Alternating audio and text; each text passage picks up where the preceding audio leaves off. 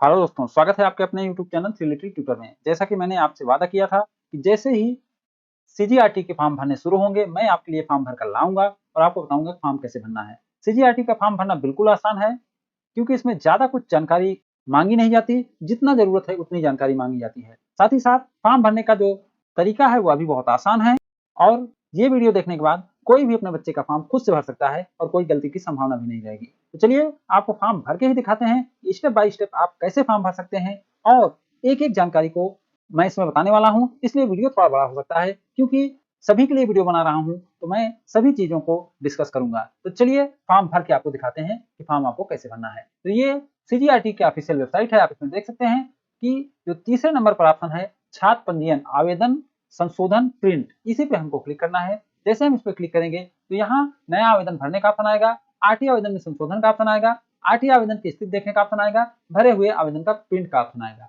साथ ही साथ यहाँ से भी आप स्टूडेंट रजिस्ट्रेशन कर सकते हैं, यहाँ भी ये सभी ऑप्शन आते हैं, जबकि यहाँ एक ऑप्शन अतिरिक्त भी आता है। तो अभी हमको फॉर्म भर के दिखाना है, इसलिए हम फॉर्म भरने वाले पर ही क्लिक करेंगे। नया आवेदन भरे पर क्लिक करेंगे। जैसे हम क्लिक करेंगे तो हमारे सामने जानकारी आ जाएगी, जिसमें आपको कुछ चीजें बताई जा रही हैं। जैसे पहली जानकारी ये दी जा रही है कि आवेदक वर्तमान में प्रथम चरण के लिए आवेदन कर सकते हैं।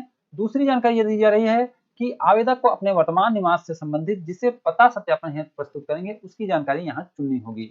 अब यहाँ तीसरी जानकारी जो दी जा रही है और ये बताई जा रही है कि आवेदक की आय 31/3/2025 के अनुसार कितनी होनी चाहिए। तो नर्सरी के लिए 3 से 4 वर्ष के बीच होनी चाहिए, KG1 के लिए 4 से 5 वर्ष और पहली कक्षा के लिए 5 से 6.5 वर्ष के मध्य होनी चाहिए। अब यहाँ से फॉर्म भरना शुरू हो जाता है। यहाँ विद्यार्थी का नाम लिखना है, यहाँ बच्चे की जन्म तिथि लिखना है, यहाँ बच्चे की लिंग लिखना है, यानी वह लड़का है या लड़की है। यहाँ अगर बच्चे का आधार कार्ड है तो वो डाल देना है, यानी उसका नंबर डाल देना है। यहाँ पिताजी का नाम लिखना है, यहाँ माताजी का नाम लिखना है, और यहाँ यदि कोई पालक है तो उसका नाम लिख देना है, नहीं है तो इसे भी छोड़ सकते हैं। यानी पालक माता पिता में से कोई हो सकता है या दूसरा भी हो सकता है। तो कोई नहीं है तो यहाँ पिता का नाम डाल सकते हैं या माता का नाम डाल सकते हैं। फिर यहाँ आधार नंबर डालना है पिता का, फिर यहाँ आधार नंबर डालना है माता का, फिर यहाँ पालक का आधार नंबर डालना है। अगर पालक माता पिता में से है तो उसी नंबर को रिपीट कर देना है। फिर यहाँ मोबाइल नंबर डालना है, मोबाइल नंबर 10 अंकों का डालना है, घर का ही डालना है। फिर यहाँ विद्यार्थी की जाति चुनना है, फिर यहाँ विद्यार्थी का धर्म चुनना है।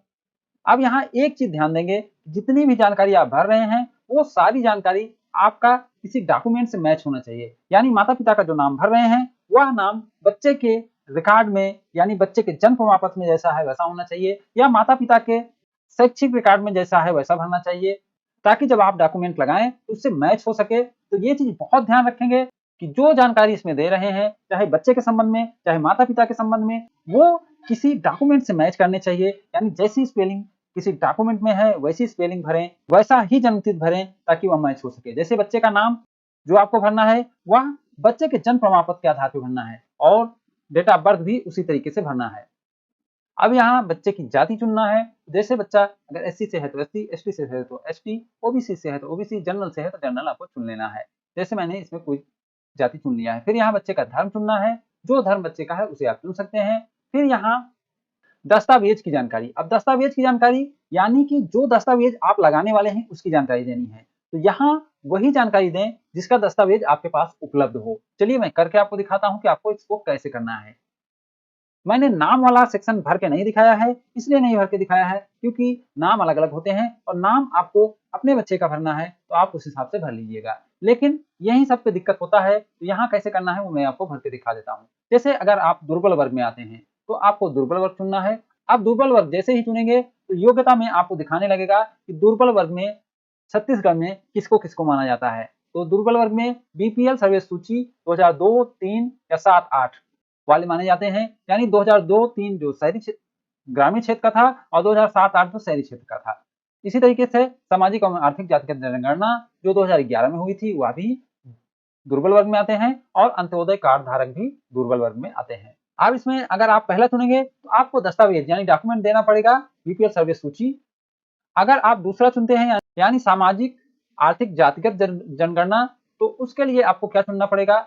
उसके लिए बहुत सारे ऑप्शन हैं, क्योंकि सामाजिक एवं आर्थिक जातिगत जनगणना में बहुत सारे परिवार को शामिल किया गया है। जो आपके ऊपर लागू है उसे चुन सकते हैं, जैसे बेघर परिवार, निराश्रित, मैला ढोने वाले, कानूनी रूप से विमुक्त किए गए, बंधुआ मजदूर के परिवार, कच्ची दीवारें और कच्ची छत के साथ एक कमरे में रहने वाले परिवार, महिला मुखिया वाले परिवार, ऐसा परिवार जिसमें 25 वर्ष से अधिक आयु का कोई वयस्क साक्षर नहीं है, भूमिहीन परिवार जो अपनी ज्यादातर कमाई दिहाड़ी मजदूरी से प्राप्त करता है। तो इतने लोग हैं जो सामाजिक एवं आर्थिक जातिगत जनगणना में शामिल किए गए थे, लेकिन इसके लिए जरूरी है कि ये चीज आपका सामाजिक एवं आर्थिक जातिगत जनगणना 2011 में शो होना चाहिए, तभी आप इसका लाभ ले पाएंगे और आप इसे चुन पाएंगे। तो जो भी है इसमें आपको चुन लेना है, या फिर अगर अंत्योदय कार्ड धारक हैं तो आपको अंत्योदय कार्ड चुन लेना है और यहाँ पर अंत्योदय कार्ड ही लगाना है। फिर यहाँ आपको अंत्योदय कार्ड नंबर लिखना पड़ेगा। इसी तरीके से अगर आप असुविधाग्रस्त में आते हैं तो असुविधाग्रस्त में कौन कौन आता है और उसके लिए उसे कौन सा डॉक्यूमेंट देना पड़ेगा वो हम देख लेते हैं। तो असुविधाग्रस्त में SC, ST, दिव्यांग जो 40% या उससे अधिक हो, आदिम आदिवासी समूह, वन निवास अनुसूचित जनजात, HIV और अनाथ, इतने लोग आते हैं। तो इनके लिए क्या क्या डॉक्यूमेंट देना पड़ेगा वो देख लेते हैं। अगर आप SC चुनेंगे तो आपको SC का जाति प्रमाण पत्र देना पड़ेगा। अगर आप ST चुनेंगे, ST का जाति प्रमाण पत्र देना पड़ेगा। दिव्यांग चुनेंगे तो दिव्यांग प्रमाण पत्र। यदि आप आदिम आदिवासी समूह चुनेंगे तो आदिम आदिवासी समूह का प्रमाण पत्र। यदि आप वन निवास अनुसूचित जनजात चुनेंगे तो आपको वन निवास अनुसूचित जनजात प्रमाण पत्र देना पड़ेगा। यदि आप HIV चुनेंगे तो आपको सरकारी अस्पताल से प्रमाण पत्र बनाकर देना पड़ेगा। अनाथ चुनेंगे तो आपको बाल कल्याण समिति CWC की सूची का फोटो कॉपी आपको देना पड़ेगा। अब आप समझ गए होंगे कि आपको दुर्बल वर्ग या असुविधाग्रस्त को कैसे चुनना है। अब मान लीजिए हमने इसमें SC चुन लिया, फिर यहाँ हम अनुसूचित जाति प्रमाण पत्र भी चुन लिए। अब यहाँ जन्म प्रमाण पत्र के लिए आपके पास इतने ऑप्शन हैं, यानी जन्म प्रमाण पत्र लगा सकते हैं, ANM का रजिस्टर्ड रिकॉर्ड लगा सकते हैं, आंगनवाड़ी रिकॉर्ड लगा सकते हैं, स्व सत्यापित अभिभावक के द्वारा जन्म प्रमाण पत्र लगा सकते हैं, या अन्य कोई जन्म प्रमाण पत्र है तो उसे भी आप लगा सकते हैं। तो सबसे अच्छा होता है कि आप जन्म प्रमाण पत्र ही बनवा लें और उसे ही लगाएं। फिर आपको पता सत्यापन हेतु इतने ऑप्शन रहते हैं: electricity bill, voter ID card, driving licence, bank passbook, अन्य ration card, Aadhaar card, gas connection, किसान फोटो पासबुक, पंजीकृत lease sale rent agreement, MNREGA job card, passport. तो इतने ऑप्शन रहते हैं, इसमें से कोई एक आप चुन सकते हैं। फिर पहचान सत्यापन के लिए भी इतने सारे ऑप्शन हैं, इसमें से आप सेम भी चुन सकते हैं और अलग भी चुन सकते हैं। फिर आपको अपना जिला चुनना है, फिर ये चुनना है कि आप शहरी क्षेत्र में रहते हैं या ग्रामीण क्षेत्र में रहते हैं। फिर आपको अपना नगरीय निकाय चुनना है, फिर उसके बाद आपको अपना वार्ड चुनना है, फिर आपको अपना मोहल्ला चुनना है। जैसे ही मोहल्ला चुनेंगे आपके सामने स्कूल की लिस्ट आ जाएगी कि आपके मोहल्ले में कितने स्कूल आते हैं। अब इसमें से आपको स्कूलों का चयन करना है। तो आपके क्षेत्र में कुछ कम स्कूल भी आ सकते हैं और ये स्कूल ज्यादातर क्लास के आधार पे आते हैं। जैसे आप बच्चे का जन्म की तारीख चुनते हैं उसके आधार पे आते हैं। अगर आप अपने बच्चे का एडमिशन पहली क्लास में करा रहे हैं तो आपको ज्यादा ऑप्शन देखने को मिलेंगे। वहीं अगर आप नर्सरी क्लास में करा रहे हैं या KG1 KG2 में करा रहे हैं तो आपको कम ऑप्शन देखने को मिल सकते हैं। अब यहाँ आपको क्या करना है, जो बहुत ही जरूरी है वह यह है कि यहाँ प्राथमिकता चुने। देखिए जो ये स्कूल है इसकी प्राथमिकता आपको यहाँ चुनना है, इसको एक नहीं चुनना है क्योंकि एक ये रैंडमली आया है, ऐसे आपको नहीं चुनना है। आप अपने हिसाब से चुनिए। अगर इस स्कूल में आप अपने बच्चे का एडमिशन कराना चाहते हैं तो यहाँ 1 चुनिए। यदि आप चाहते हैं कि आप इस स्कूल में नहीं कराना चाहते हैं तो इसको मत चुनिए। आप पहले सभी स्कूलों को देख लीजिए, जिस स्कूल में आप एडमिशन कराना चाहते हैं, जिसमें आपकी दिली इच्छा है कि मेरा बच्चा पढ़े, उसमें आप 1 नंबर डालें। तो जैसे मैं आपको करके दिखाता हूँ, जैसे मैं इस स्कूल में अपने बच्चे को पढ़ाना चाहता हूँ तो इसमें मैं 1 नंबर डालूंगा। उसके बाद मान लीजिए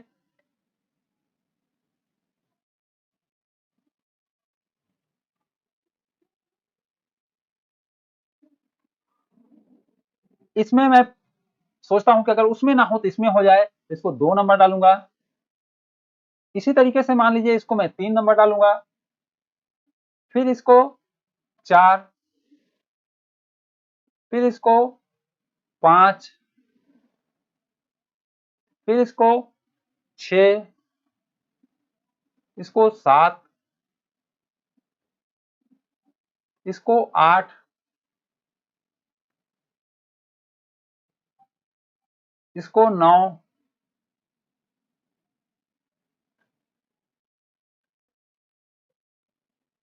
इसको 10, इसको 11,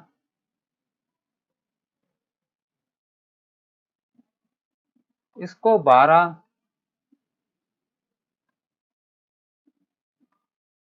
इसको 13,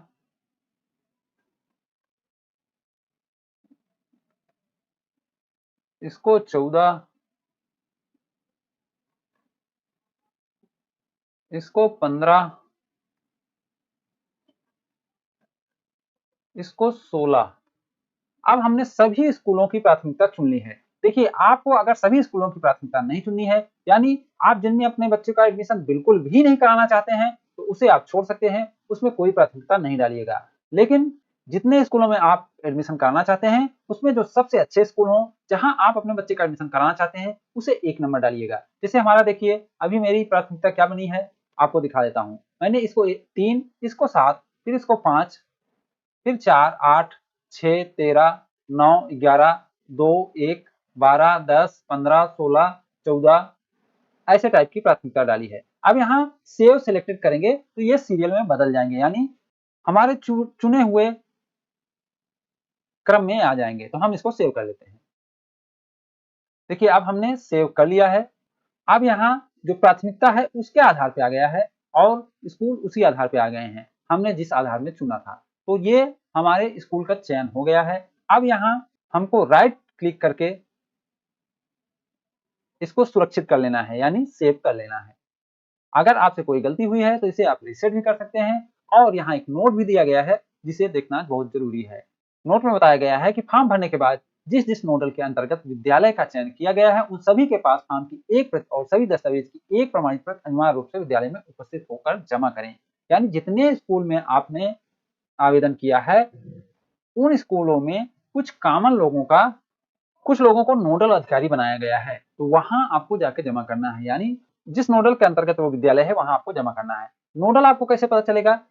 नोडल आपको यहाँ से पता चल रहा है। जैसे ये देखिए, ये दोनों स्कूलों में एक ही नोडल अधिकारी हैं, यानी इन दोनों के लिए आपको एक ही फॉर्म ले जाकर जमा करना होगा। लेकिन यहाँ इन सब में अलग अलग हैं, लेकिन इसमें यहाँ फिर एक यहाँ ये भी 2 हैं, तो इनको इन दोनों के लिए भी एक ही जमा करना पड़ेगा। फिर यहाँ भी एक ही नोडल अधिकारी हैं, यहाँ भी एक ही नोडल अधिकारी हैं। तो इस तरीके से आपको देखना पड़ेगा कि जितने आप स्कूल चयन कर रहे हैं, उसमें अगर अलग अलग नोडल अधिकारी हैं तो आपको अलग अलग जमा करना पड़ेगा।